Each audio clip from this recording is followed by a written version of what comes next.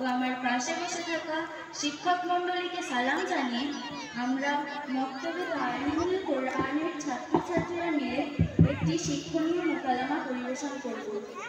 আমাদের মোকালামার মূল বিষয়বস্তু হল অন্ধকার আমানিশা থেকে উজ্জ্বল দেবালোকের পথে। অন্ধকার আমানিশা থেকে উজ্জ্বল দেবালোকের পথে।